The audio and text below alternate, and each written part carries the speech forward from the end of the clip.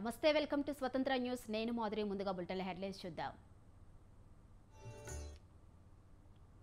అయోధ్యలో నేడు అపురూప ఘట్టం రామమందిర ప్రారంభోత్సవానికి సర్వం సిద్ధం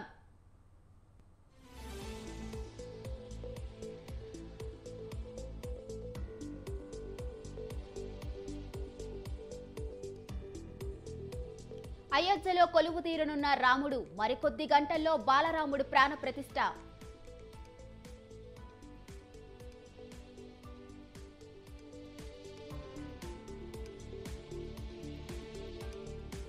మధ్యాహ్నం 12:20 నుంచి 1 గంట వరకు ముహూర్తం బాలరాములు ప్రాణ ప్రతిష్ఠ చేయనున్న ప్రధాని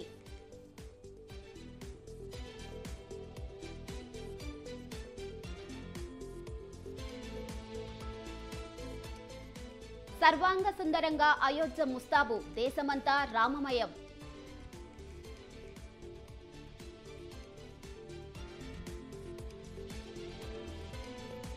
భద్రతా వలయంలో అయోధ్య 10,000 సీసీ కెమెరాలతో నిఘా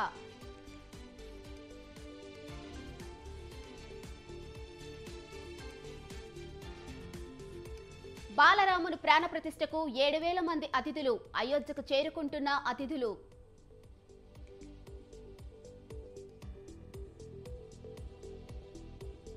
నేడు ఏపీలో అంగన్వాడీల చేలో విజయవాడ కార్యక్రమానికి అనుమతి లేదన్న పోలీసులు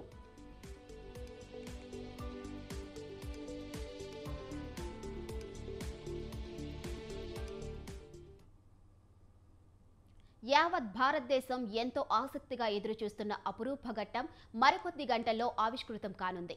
బాలరాముడి ప్రాణ ప్రతిష్టాపన మహోత్సవానికి అయోధ్య నగరం సిద్ధమైంది. 500 ఏళ్ల సుదీర్ఘ నిరీక్షణ తరువాత నేడు అయోధ్యలో రామయ్య కొలువు తీరుతున్నాడు. వేల మంది ప్రత్యక్ష, కోట్ల మంది పరోక్ష వీక్షణ మధ్య అభిషేక్ లగ్నంలో ప్రధాని నరేంద్ర మోదీ అయోధ్య ఆలయంలో శ్రీరాముడి విగ్రహాన్ని ప్రతిష్ఠించనున్నారు. భక్తి పారవశ్యం అంబరాన్ని తాకేలా అయోధ్య రామాలయ ప్రారంభోత్సవం జరుగుతుంది. మధ్యాహ్నం 12:20 ప్రాణ ప్రతిష్ఠ కార్యక్రమం ప్రారంభమై 1 గంటకు ముగియనుంది. ప్రాణ ప్రతిష్ఠకు వివిధ రాష్ట్రాలకు చెందిన 14 జంటల కర్తలుగా వ్యవహరించనున్నాయి. ఈ కార్యక్రమంలో దేశ విదేశాల్లోని అత్యంత ప్రముఖులు, స్వామీజీలు 7,000 మంది పాల్గొననున్నారు.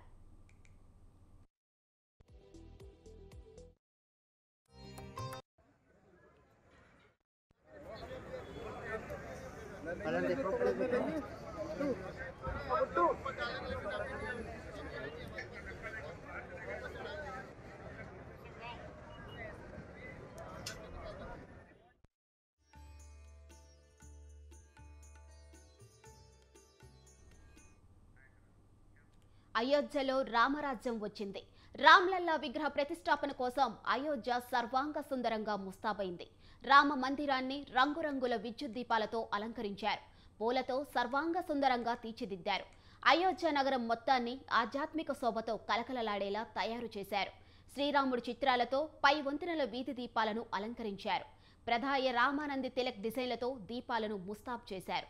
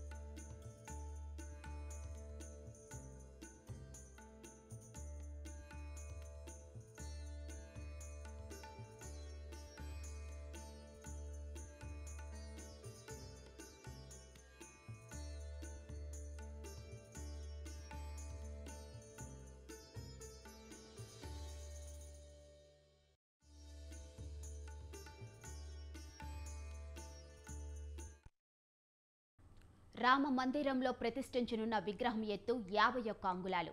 ఈ విగ్రహాన్ని కర్ణాటకలోని మైసూరుకు చెందిన అరుణ్ యోగిరాజ్ రూపొందించారు. శుక్రవారం కళ్లకు వస్త్రంతో ఉన్న విగ్రహం బాహ్య ప్రపంచానికి దర్శనమిచ్చింది. ఆలయంలోకి తూర్పు ద్వారం నుంచి ప్రవేశించి దక్షిణ ద్వారం గుండా బయటికి రావాల్సి ఉంటుందని ట్రస్ట్ ప్రధాన కార్యదర్శి చంపత్ రాయ్ తెలిపారు. ఆలయాన్ని 3 అంతస్తుల్లో నిర్మించారు. ప్రధాన ఆలయానికి చేరుకోవడానికి భక్తులు తూర్పు వైపు నుంచి 32 మెట్లను ఎక్కాల్సి ఉంటుంది. ఆలయాన్ని సాంప్రదాయ నాగర శైలిలో నిర్మించారు. 380 అడుగుల పొడవు, 250 అడుగుల వెడల్పు ఉంటుంది. 161 అడుగుల ఎత్తు ఉంటుంది. ప్రతి అంతస్తు 20 అడుగుల ఎత్తున ఉంటుంది. మొత్తం 392 స్తంభాలు, 44 గేట్లు ఉన్నాయి.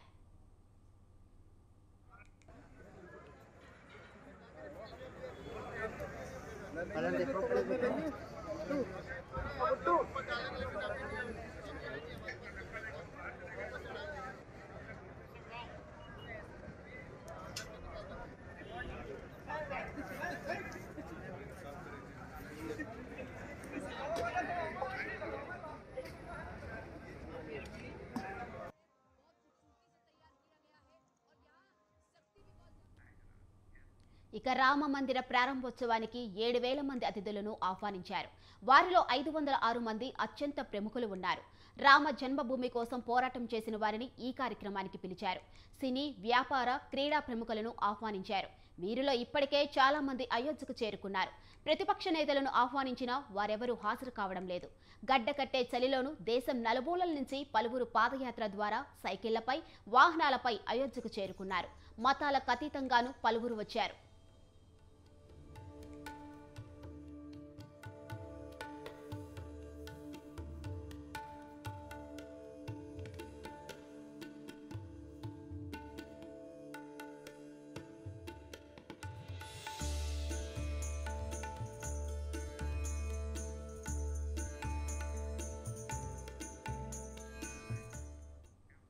ఇక ప్రాణ ప్రతిష్ఠ కార్యక్రమాన్ని మంగళధ్వని మధ్య నిర్వహిస్తామని రామ జన్మభూమి తీర్థక్షేత్ర ట్రస్ట్ తెలిపింది. సంగీత ప్రపంచంలో పేరున్న విద్వాంసులు మంగళధ్వని కార్యక్రమంలో పాల్గొంటారని వివరించింది. దేశంలోని వివిధ రాష్ట్రాల్లో ప్రఖ్యాతిగాంచిన 50 సంగీత వాయిద్యాలకు ఒకే వేదికపై చోటు కల్పించినట్టు తెలిపింది. ఆంధ్రప్రదేశ్ నుంచి ఘటం, కర్ణాటక నుంచి వీణ, తమిళనాడు నుంచి నాదస్వరం, మృదంగం ఈ జాబితాలో ఉన్నాయి.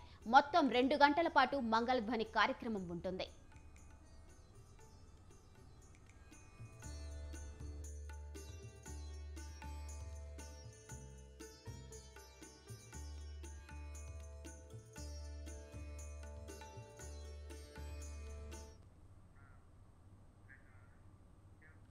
బహుళ అంచెల భద్రత కోసం వేల మంది పోలీసులను మోహరించింది. ప్రతి వీధిలో బారికేడ్లను ఏర్పాటు చేసింది. రసాయన, బయో, రేడియో ధార్మిక అనుదాడులను ఎదుర్కొనేలా ఎన్డీఆర్ఎఫ్ బృందాలను మోహరించింది. భూకంప సహాయక బృందాలను నియమించింది. ఎటువంటి ఆరోగ్య అత్యవసర పరిస్థితి తలెత్తినా వెంటనే స్పందించేలా ప్రత్యేక బృందాలను ఏర్పాటు చేసింది. ప్రస్తుతం చలికాలం కావడంతో భక్తులకు, ఆహ్వానితులకు ఇబ్బందులు తలెత్తకుండా వెంటనే చికిత్స అందించేలా బెడ్లను సిద్ధం చేసింది. ఎయిమ్స్ నుంచి ప్రత్యేక వైద్య బృందాలను రప్పించారు.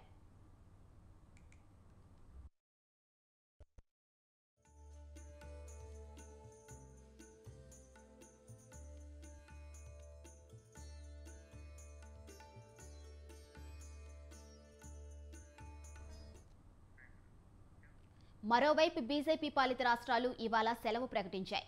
కేంద్ర ప్రభుత్వ కార్యాలయాలకు ఒక పూట సెలవు ఇచ్చారు.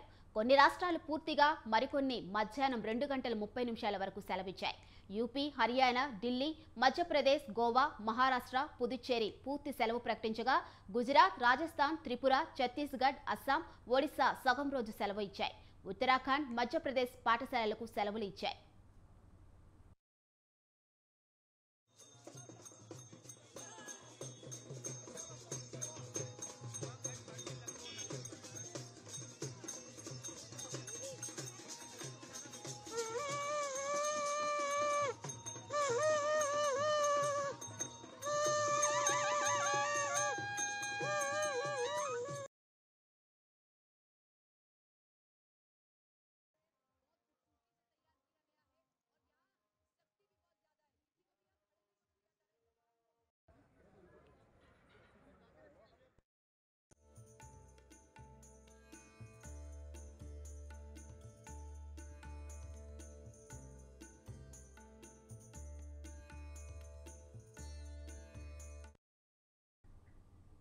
ఇక బ్యాంకులు, ఇన్సూరెన్స్ కంపెనీలు, ఆర్థిక సమస్యలు, ప్రాంతీయ గ్రామీణ బ్యాంకులకు ఒక పూట సెలవులు ప్రకటించారు.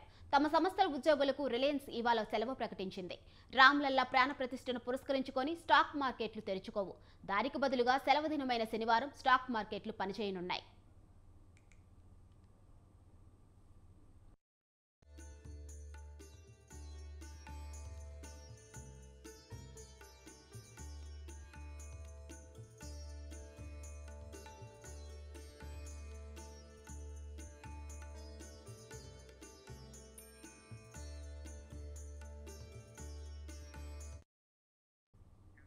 అయోధ్యలో బ్యాంకులు, వ్యాపార సంస్థలు సైతం ఆధ్యాత్మిక భావాన్ని పంచుతున్నాయి.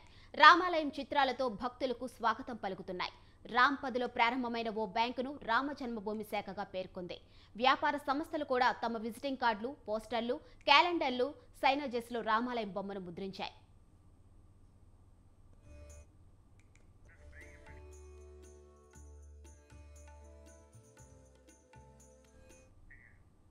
అయోధ్యలోని రామమందిరంలో రామలల్ల ప్రతిష్టాపన కార్యక్రమానికి అన్ని ఏర్పాట్లు పూర్తయ్యాయి. అయోధ్య నగరమంతా ఆధ్యాత్మిక రంగులతో అలంకరించబడి ఈ ప్రతిష్టాత్మక వేడుక కోసం సిద్ధంగా ఉంది. ఈ వేడుకకు ప్రధాని నరేంద్ర మోదీ సహా ప్రధాన రాజకీయ నేతలు, క్రికెటర్లు, పారిశ్రామికవేత్తలు, సాధువులు, ఇతర ప్రముఖులు హాజరవుతున్నారు. అంతేకాదు వివిధ దేశాల ప్రతినిధులకు కూడా ఈ వేడుకలకు హాజరు కావాల్సిందిగా ఆహ్వానం అందింది. ఈ ప్రాణ ప్రతిష్ఠ సందర్భంగా అమెరికా, యూకే సహా మరికొన్ని దేశాల్లోనూ వేడుకలు జరగనున్నాయి.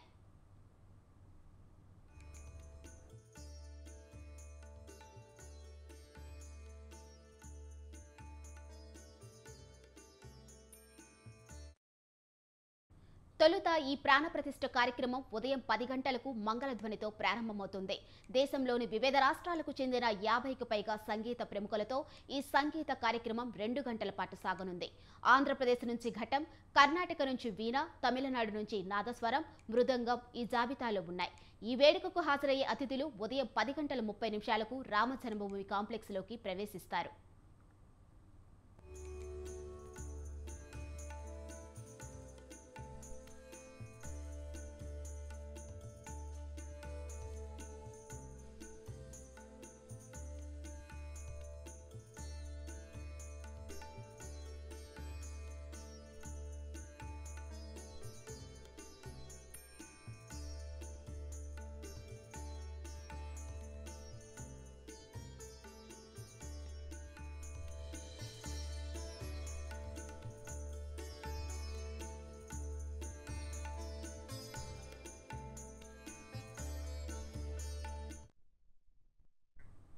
శ్రీరామ జన్మభూమి తీర్థక్షేత్రం అందించిన ఆహ్వాన పత్రిక ద్వారానే అతిథులకు ఈ కార్యక్రమంలో పాల్గొనేందుకు వీలుంటుంది.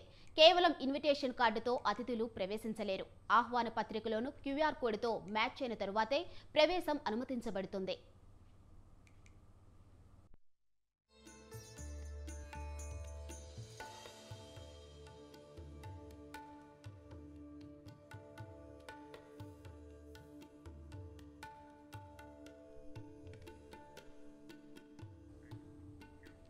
ప్రాణ ప్రతిష్ఠ కార్యక్రమం మధ్యాహ్నం 12:20 ప్రారంభమవుతుంది.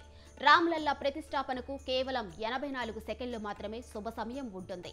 అది మధ్యాహ్నం 12:29 నుంచి 8 సెకండ్ల నుండి 12:30 వరకు ఉంటుంది. మృగశిర లేదా మృగశీర్ష నక్షత్రంలో రామ్లల్లా స్థాపన జరుగుతుంది.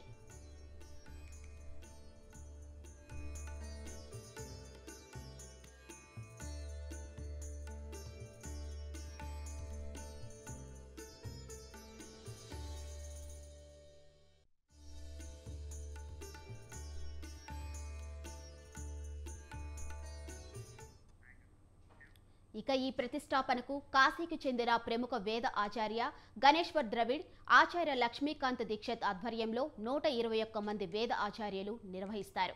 ఈ సమయంలో 150కు పైగా సాంప్రదాయాలకు చెందిన సాధువులు, మత పెద్దలు, 50 మందికి పైగా గిరిజనులు, తీర ప్రాంత వాసులు, ద్వీపవాసులు కూడా హాజరు కానున్నారు. ఈ కార్యక్రమం మధ్యాహ్నం 1 గంటకు ముగుస్తుంది. అనంతరం ప్రధాని నరేంద్ర మోదీ ప్రసంగిస్తారు.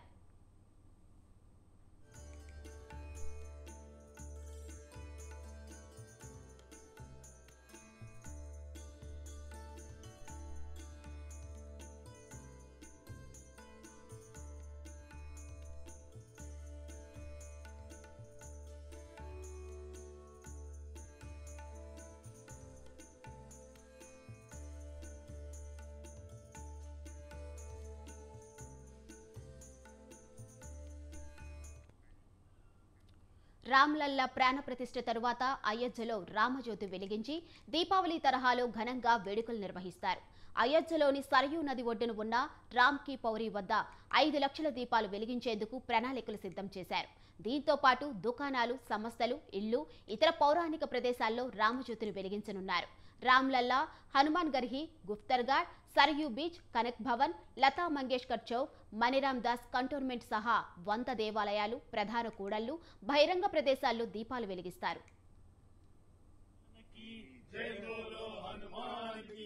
राम लक्ष्मण जानकी जय बोलो हनुमान की।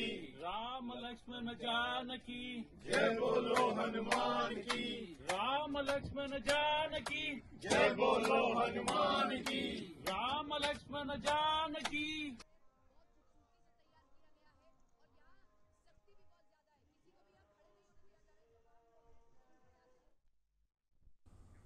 ప్రాణ ప్రతిష్ఠ కార్యక్రమం ముగిశాక హారతి కార్యక్రమంలో భక్తులు పాల్గొనేందుకు ఆలయ ద్వారాలు తెరుస్తారు.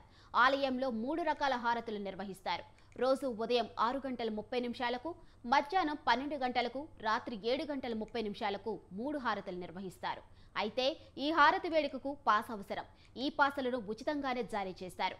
ఇక ఆలయంలో దర్శనం ఉదయం 7 గంటల నుంచి 11 గంటల 30 నిమిషాల వరకు, మధ్యాహ్నం 2 గంటల నుండి రాత్రి 7 గంటల వరకు ఉంటుంది.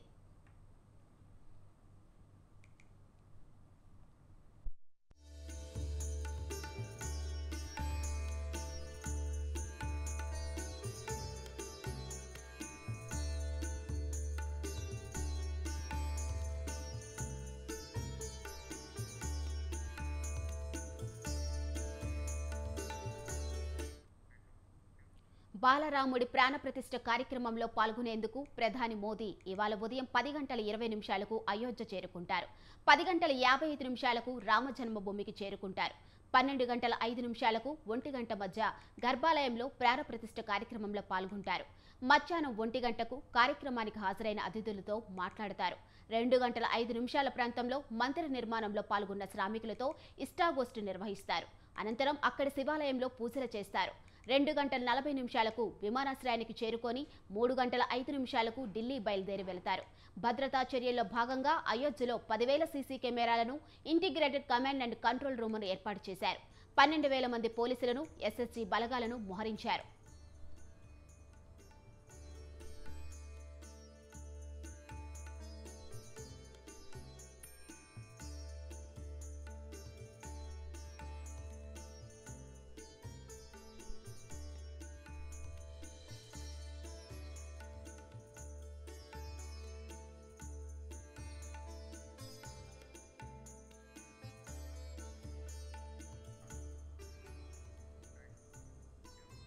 రామ మందిర ప్రారంభోత్సవానికి 7,000 మంది అతిథులను ఆహ్వానించారు.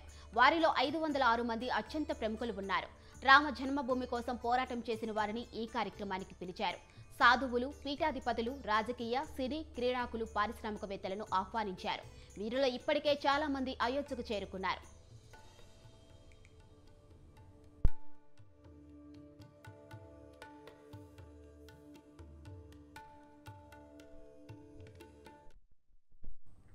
రాష్ట్రపతి ద్రౌపది ముర్ము, ఉపరాష్ట్రపతి జగదీప్, ప్రధాని Modi, UP CM Yogi Adityanath, UP governor Anandiben, Srirama జన్మభూమి తీర్థక్షేత్ర ట్రస్టు అధ్యక్షులు మహంత్ నృత్య Gopal Das, RSS chief Mohan Bhagwat, Swaminarayan, LK Advani, Murali Manohar Joshi హాజరు కానున్నారు. ప్రతిపక్ష నేతలు మల్లికార్జున ఖర్గే, సోనియా, అధీర్ రంజన్ చౌదరి, మన్మోహన్ సింగ్ను ఆహ్వానించారు. అయోధ్య రామ మందిరం ప్రాణ ప్రతిష్ఠ కార్యక్రమానికి పారిశ్రామికవేత్తలు గౌతమ్ అదానీ, రతన్ టాటా, ముఖేష్ అంబానీ, కుమార్ మంగళం బిర్లా, ఎన్ చంద్రశేఖరన్, అనిల్ అగర్వాల్, ఎన్ఆర్ నారాయణమూర్తికి ఆహ్వానం అందింది.